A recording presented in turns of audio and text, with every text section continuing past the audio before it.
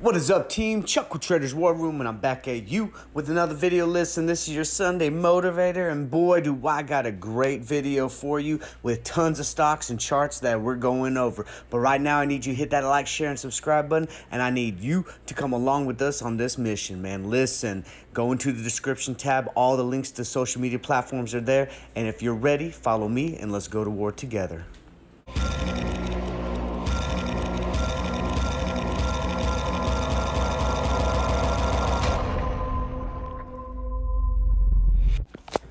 Traders War Room wants to remind the viewer that all content on this channel are for education and entertainment purposes only.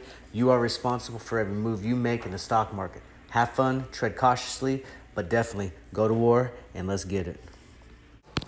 All right, and you know how we rock. Every time I give you the buzz report, we talk about what's hot and what's not in the stock market, so let's get at it.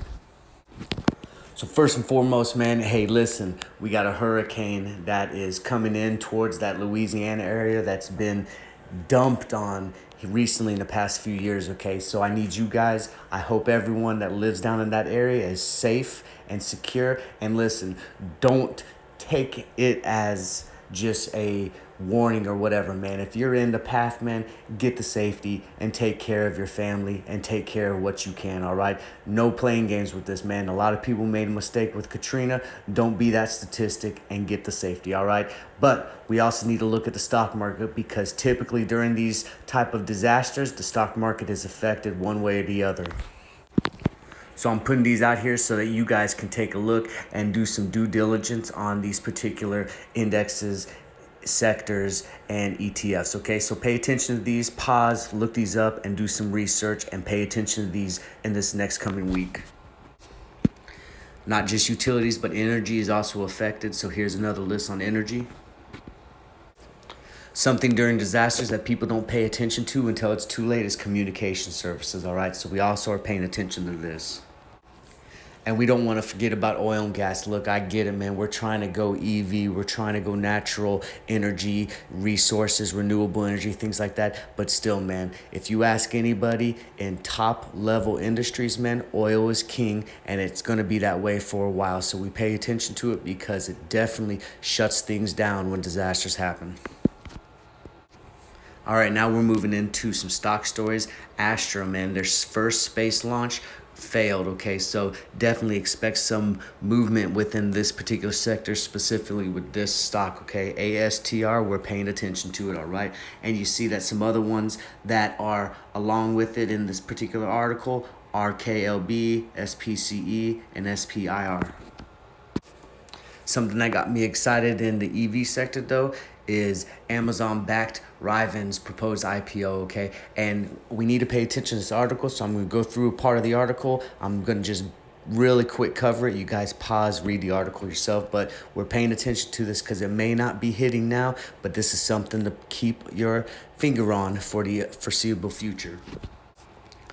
Like I said, I'm not going to read it. You can pause, you can read up, but it's basically an Amazon-backed company. They want to go IPO. They're being proposed at like an $80 billion proposal, okay, when they go, and it's definitely a rival for Tesla. Tesla has some choice words, which I think is kind of funny. We got a little nice banter back and forth, but definitely they're trying to put other big ticket companies on notice. Here's that article. You can pause. It's basically Elon Musk's response, kind of saying, hey, you know, it's kind of ridiculous giving an $80 billion evaluation for something that doesn't have any type of product on the market.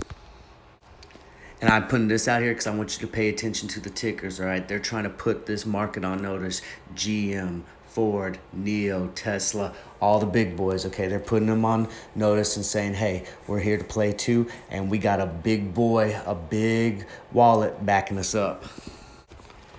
Now, we pay attention to this because these are total premiums, calls versus puts, and we noticed that we got a big push with SPRT, which actually is going to be our stock of the week, and we're going to break that stock down and talk about the company later in this video. All right, guys, and we're going to wrap this up, but I follow up everything with, you know, something from the big boys, okay? Wall Street's talking about the stock market rally faces toughest market month in statistics. Okay, so we're heading into September and we're riding huge momentum. Okay, we're still making higher highs. You know, some stocks are not like every other stock. We're still got a bunch of stocks that are doing poorly, but over the majority of it, we're still riding high. But Wall Street's like, how much juice can we still got to squeeze? Okay, so definitely we're motivated and optimistic rolling into this month, but definitely history, if it repeats itself, this month is not a good month for the stock market. So we're also cautiously expecting a pullback, and a lot of the bear investors are waiting for that big correction that we keep looming and keep hearing about. So we got to pay attention, got to make sure we're diversified, and got to make sure that we're in good quality stocks. And if we're in these penny stocks or these small caps that are speculative, we're making our money getting out so that we can get better positions for long term at the cheaper prices. All right, let's get right into it, man. We're talking earnings. We're talking stocks we're watching. Let's get into some earnings reports, look at some of the stock charts that we're paying attention to for this upcoming week.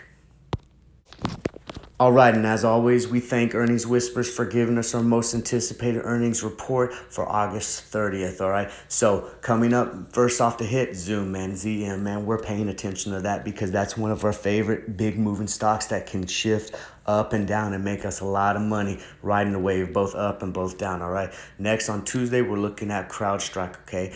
Another one that we like coming in on Wednesday is CHWY. Charge points are really big, popular meme type of stock. We're also paying attention to Okta and one of my favorite, man, 5 and below, man. I like that. Wednesday's going to be a big day for us, all right? Thursday, we got DocuSign and Broadcom, and we got a few other ones, but I'm looking at this overall, and I see a lot of Chinese stocks. Now, I'm not a big Chinese stock type of guy, but if you start to see a rally in a Chinese stock and it's moving, pause and take caution.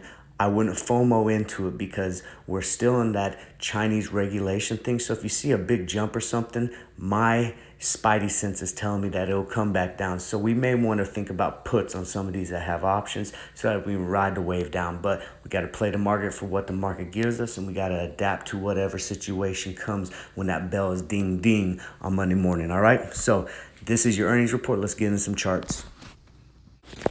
All right, the first stock on the list is Zoom. All right, look, this is how I roll with these so you know what to look for, okay? Blue is our bottom level support level. Red is our top level resistance. You might notice for me, I like it to hit at least 3 times on those particular levels to call it a line. And then inside there, you see some purple intra-level support and resistance, all right? We're kind of down at the bottom level of where I think that it should be. And I definitely like Zoom going into earnings. And I think after earnings, they're going to surprise because people are still using this as a platform for digital video voice conferencing. So I'm bullish on Zoom. I think we're going to see it boost up. I wouldn't be surprised to see it past 360.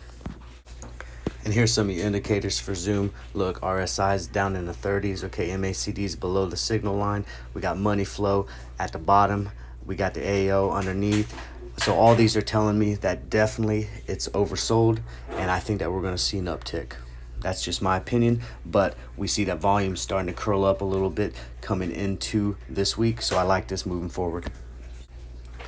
All right, crowd moving in, right? You see the big yellow box. I want you to pay attention to it. That's the big gap, okay? So we had a huge push here recently with it, and we saw some huge volume, and we're starting to see the volume taper off a little bit as we're making higher highs, right? I want you to pay attention to that orange line, okay? That orange line is where I think we are going to come back down to, and we're going to test that. And if we can't hold that level, we're headed back down to that blue line right there, that 268 line, and maybe a little bit further. So definitely crowd got some momentum moving in, but I'm thinking if we don't see it hold its higher levels, man, we're going to see a lower down climb this week, and I'm thinking that that would be an opportune time for some puts to ride out some money before the next leg up.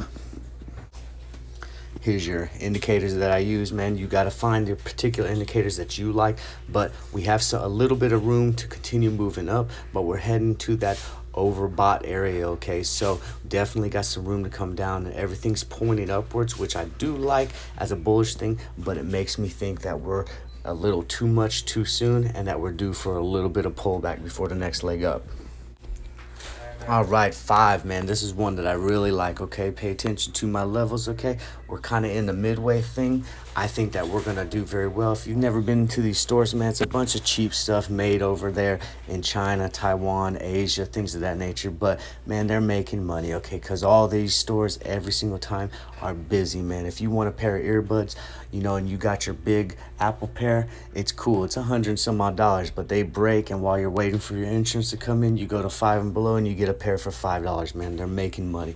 I'm bullish on Five. I think we're gonna see it raise up, and I wouldn't be surprised to see past 221 moving into the 226 area, maybe even surprise us with a gap up, make a newer high. All right, and the last one we're going to talk about is CHWY, right? CHWY. I like CHWY, man. We made some money on this a couple weeks back. It's kind of trading a little bit lower than it has been previous days. We saw a big uptick in previous weeks and a nice little rise, and then kind of a little pullback and chill zone. I like this moving forward. I would not be surprised if we don't see 91.45 or above, maybe even making some new highs. And looking at the indicators, man, we got room to roll up, okay? So we're not oversold, we're not overbought, we're kind of just in the middle way, and I do like this going into this week. Obviously, the same thing. We're going to buy the rumor, sell the news. So I get in early in the week, ride this up, and I'll sell before earnings. But I wouldn't be surprised if this takes a little dip and then continues to roll up after earnings. All right, and we're at that part of the video, and on the Sunday Motivator, it's the TWR stock of the week, man. This is where we take a stock, we break it down, we talk about the company, we look at the chart, we look at the financials, we dig into it, right? And then we follow it all week long. And so this particular stock of the week this time is... So let's talk about support.com. What are they, what they do, and try to dig into this a little bit. Okay, so they are a leading provider in customer and tech support solutions. Idea is to have a cloud-based support anywhere, everywhere type of model. A little brief of the history. Founded in 1997, went IPO in 2000. Changed their whole platform to support.com in 2006. Launched their Nexus in 2013. Launched their cloud in 2016. Launched their support solutions in 2019. Launched their Expert Anywhere in 2020, and in 2021 launched their home-based sourcing cloud and crypto concierge, and announced their merger with Greenridge Generation Holdings. That's their crypto firm that they're trying to get into the mining aspect of it. So definitely been busy throughout the years since they went public and since they were founded, and definitely have hit that technology ride this past couple of years that we've seen in the software and IT service industries. So when I looked at the chart on the daily, this definitely has me concerned, because I look at this and I see that just a few months ago, this thing was trading at $3 and things of that nature. So when I see big rises like this, I think it's a little too much, a little too soon. I mean, look at that. The last gap there at the top of $20, and then it just shot up to almost $60 and then back down to 26. So definitely has some room to come back down, and this is really gets me to the point where I feel to be cautious getting invested into this at this time. All the indicators right here are kind of leading me to think the same thing, that this is definitely overbought and it's due for a correction and a decline before the next leg up, if that happens. However, when I look into the news, I notice that this is another meme stop being targeted. It's getting in that coin phrase, and they're talking about, a gamma squeeze with momentum and buying pressure and making the shorts have to cover. So this has my attention, because these things can skyrocket and these things can move hard and very quick with a lot of force. This touches base on exactly what we were just talking about. The gamma squeeze plus momentum buying plus some short covering equals monster rally. And this also, I was reading, could be a catalyst to help some of these other longer short squeeze stocks that we've been waiting on, because they have to manage all these different stocks that are rallying together. So AMC, GME, and a few other ones that have been being held down as well, waiting for the shorts to cover. When we dig into the financials, I don't see anything spectacular in the financials. Again, looking at ROE and operation capability, nothing spectacular standing out. In fact, it doesn't look very good to me at all.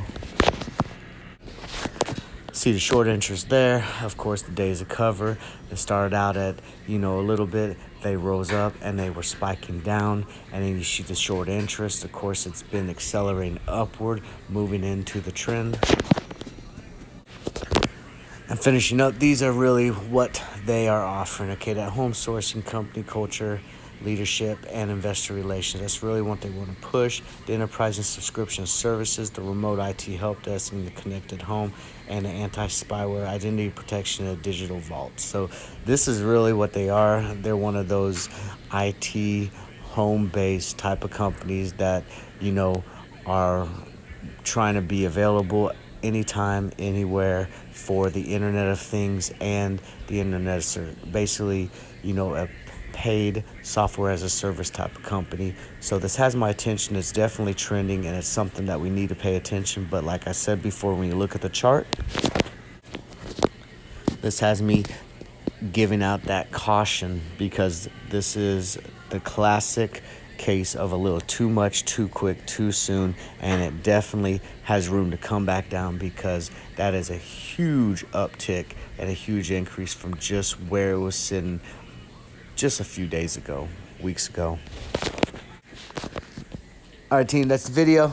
Thank you for coming with me on this journey. Hope you guys enjoy something, got something out of it. We got the earnings, we got stocks, we got charts, we got a lot of good information in this video, and I hope you guys learned something. If you guys are in the path of that hurricane, I hope you guys are very safe and be very cautious out there, okay? Remember, at Traders War Room, we look at the stock market like it's a war zone. Stocks and sectors are all battles. We do it together as a team. If you're ready, follow me, and let's go to work together.